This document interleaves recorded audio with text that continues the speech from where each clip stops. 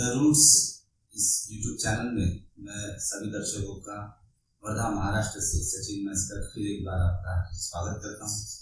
आज हमारे साथ देश के जाने माने सामाजिक कार्यकर्ता हिमांशु कुमार जी मौजूद है और उनसे आज जानते हैं कि जो भी कुछ मूवमेंट चलाते हैं उसकी वजह क्या है, उसका भविष्य क्या है और क्यों वो ये सब करने जा रहे हैं। तो सवाल शुरू करते हैं। सर जी नमस्ते। नमस्ते। आप देशद्रोही सरकार कहती है कि आप देशद्रोही हैं, आप देश के खिलाफ साजिश करते हैं और आपका दावा है कि आप आदिवासियों के लिए काम करते हैं। सच क्या है? देखिए, हम ये मानते हैं कि देश का मतलब होता है देश के लोग। हमारा पूरा काम देश के लोगों के पक्ष में है, तो हम अपने को सबसे बड़ा देश प्रेमी मानते हैं। भारत अगर किसी चीज को कहते हैं तो वो है आदिवासी, दलित, महिलाएं, अल्पसंख्यक, ये सब मिलकर भारत बनते हैं और हम इनके अधिकारों के पक्ष में काम करते हैं, तो हम अपने को देशद्रोही नहीं मानते। राजद्रोही शब्द एक संविधान में था, लेकिन राजद्रोह वाली धारा भी सुप्रीम कोर्ट ने हटा दी है भारत के आईपीसी में से, तो अब राजद्रोह जैसी भी कोई चीज नहीं बची है। सरकार जो कहती है उसके पीछे सरकार की अपनी जो जिसको जनद्रोही कारनामे हैं सरकार जिस तरीके से पूंजीपतियों के फायदे के लिए जनता के खिलाफ काम कर रही है, हम उसको रोकते हैं, उसका भंडाफोड़ करते हैं। इसलिए सरकार हमसे चिढ़ती है और हमारे खिलाफ ऐसे बयान देती है। सर मुझे बताइए, आप किस तरह कह सकते हैं कि पुलिस झूठी है, सीआरपीएफ झूठी है, राज्य सरकार झूठी है, केंद्र सरकार झूठी है, सीबीआई झूठी है और आप ही सच कहते हैं, हम कैसे यकीन कर लें? बिल्कुल नहीं, आपको नहीं करना चाहिए मेरी बात यकीन। लेकिन हम जो कह रहे हैं वो हम नहीं कह रहे हैं, सुप्रीम कोर्ट का ही फैसला कह रहा है।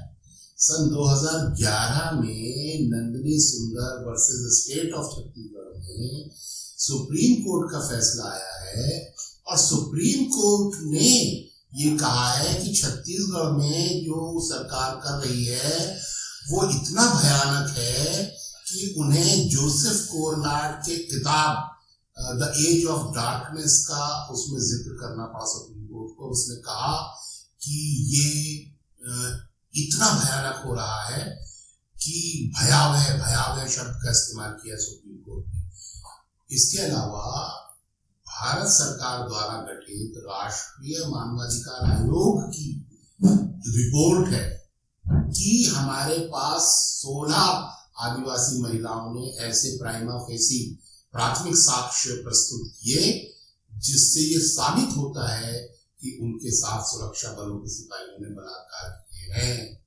इसके अलावा वहां 2012 में सारकेगुड़ा में 17 आदिवासियों की हत्या हुई। सरकार ने कहा ये लोग माओवादी थे। न्यायिक आयोग की जांच शुरू हुई। 2019 में न्यायिक आयोग की रिपोर्ट आई कि मारे गए 17 आदिवासी निर्दोष थे, उनके पास कोई हथियार नहीं था, वो माओवादी नहीं थे। एड्समेट्टा में 2013 में 7 आदिवासियों की हत्या कर दी सीआरपीएफ ने, उसमें भी सरकार ने कहा ये मारे गए लोग माओवादी थे।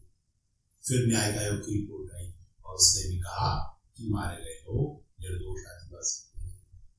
तो मैं कुछ नहीं कह रहा, ये तो रिपोर्ट सरकार अदालत की रिपोर्ट कह रही है, अदालत के फैसले कह रहे हैं, सुप्रीम कोर्ट कह रहा है, राष्ट्रीय मानवाधिकार आयोग कह रहा है। मैं क्या कह रहा हूँ? मैं तो सिर्फ ये कह रहा हूँ कि ये बंद करो, आदिवासी को मारना बंद करो, आदिवासी के जमीन लूटना बंद करो। ये जो नेता और अधिकारी पूंजीपतियों से पैसा खाकर आदिवासियों की हत्या कर रहे हैं, सामूहिक जनसंहार कर रहे हैं, इसको बंद करो।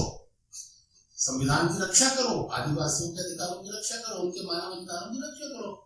मैं कौन सी अनोखी बात कह रहा हूं?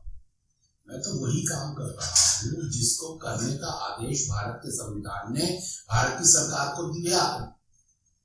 संविधान क्या कहता है? नागरिकों की रक्षा करना राज्य का कर्तव्य है। मैं राज्य से कह रहा हूं नागरिकों की रक्षा करो, बलात्कार मत करो, हत्या मत करो। सरकार बार बार हत्या करती है और हम साबित कर, सरकार की ही संस्थाएं साबित कर रही है कि हाँ समझदार ने हत्या की, सरकार ने बलात्कार किया। तो मैं कह रहा हूं मत करो, संविधान का पालन करो। तो ये मुझे अपना दुश्मन समझते, कहते तो संविधान की बात क्यों करते हो, हमको लूटने दो। और वहां के जो मुख्यमंत्री थे रमन सिंह जी के समय में सब हुआ है, उनके बेटे अभिषेक सिंह जो बीजेपी के सांसद हैं, उसका स्विस बैंक में अकाउंट है, इतने पैसे खाता है वो माइनिंग कंपनी से। पनामा में उसका कंपनी में शेयर है, और उन पनामा में जो कंपनियां हैं उसका एड्रेस रमन जनरल स्टोर, मुख्यमंत्री के मेडिकल स्टोर का एड्रेस है पनामा की कंपनियों में। बिल्कुल सारे सबूत सामने है।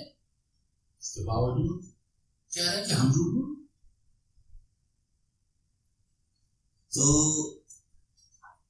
आप मतलब झूठ बोलते हैं, सुप्रीम कोर्ट आप पे इल्जाम लगा रहा है। आपने गोमपाड़ वाला झूठा एक वाकया खड़ा किया, केस उस पर दायर किया, और बेवजह सुप्रीम कोर्ट का वक्त आपने जाया किया, इसलिए आप पे 5 लाख का जुर्माना भी ठोका गया है। ठीक है, कितना सच है?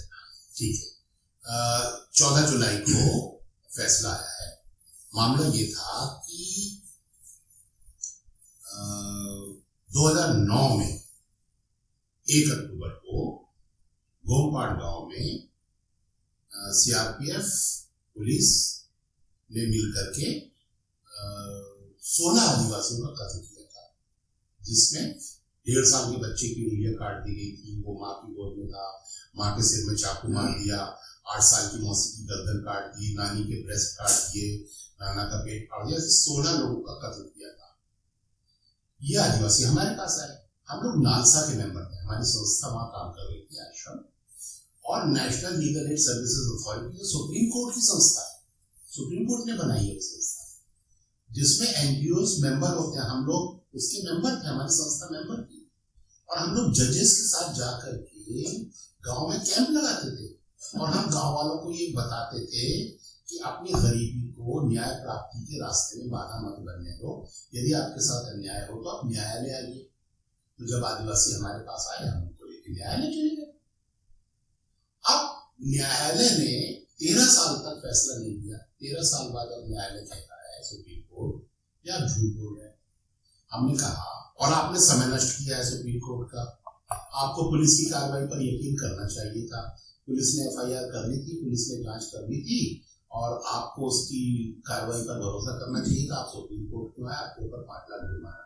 हमने कहा पहली बात तो ये कि इस मामले में पुलिस के ऊपर ही आरोप है। आदिवासी कह रहे हैं पुलिस वालों ने मारा हमारे घर वालों को, तो हम पुलिस की जांच पर कैसे भरोसा कर लेंगे? High court, Bombay high court, Maharashtra high court का फैसला है कि जिस मामले में पुलिस आरोपी है उस मामले की जांच पुलिस नहीं कर सकती। सुप्रीम कोर्ट के भी पुराने आदेश है। तो जो आरोपी है वो कैसे जांच करेगा? उसकी जांच पर पीड़ित कैसे भरोसा कर लेगा? हम आदिवासी आएंगे कि आप सीबीआई से जांच करा लीजिए या एसआईटी से जांच करा लीजिए, तो जांच तो आपने कराई है, और बिना जांच के आपको कैसे पता हम झूठ बोल रहे हैं? जब आपने जांच ही नहीं कराई, जांच तो कराओ। फिर आप कह रहे हैं कि 12 में से 6 आदिवासी पेटिशनर दिल्ली की 30 हजारी कोर्ट में आए और उन्होंने कहा कि हमें नहीं मालूम किसने मारा। ठीक है, वो कह रहे हैं हमें नहीं मालूम किसने मारा, पर वो ये तो नहीं कह रहे पुलिस ने नहीं मारा, वो यही कह रहे हैं ना हमें नहीं पता किसने मारा। तो आप जांच करो किसने मारा। आप ये कैसे कह रहे हो कि हम झूठ बोल रहे हैं? आदिवासी ने कभी नहीं कहा कि पुलिस ने नहीं मारा, तो आपने जांच क्यों नहीं कराई? और बिना जांच के आपको कैसे पता कि किसने मारा? आप कैसे कह रहे हैं नक्सलियों ने मारा जब आपने जांच ही नहीं कराई? जांच तो कराओ। और फिर आप हमारे से कह रहे हैं कि तुम्हारे ऊपर 5 लाख का जुर्माना, किस बात का? कि हम अदालत क्यों आए? तो अदालत आना जुर्म है क्या? अदालत किस लिए बनी है? अदालत इस देश की जनता के लिए बनी है। जनता के साथ अन्याय होगा, जनता अदालत जाएगी। आप अदालत आने की सजा के तौर पर जुर्माना कैसे लगा दोगे? हमने कहा कि हम ये नहीं स्वीकार करेंगे, या तो अदालत को ताला लगा दो, कोई नहीं आएगा अदालत। पर जब अदालत खुली है, जनता ने बनाई है अदालत, तो जनता क्यों नहीं आएगी न्याय मांगने? हम आपकी ये बात कबूल नहीं करते कि अदालत आना अपराध है, इसलिए हम आपका जुर्माना नहीं देंगे, आप हमें जेल में डाल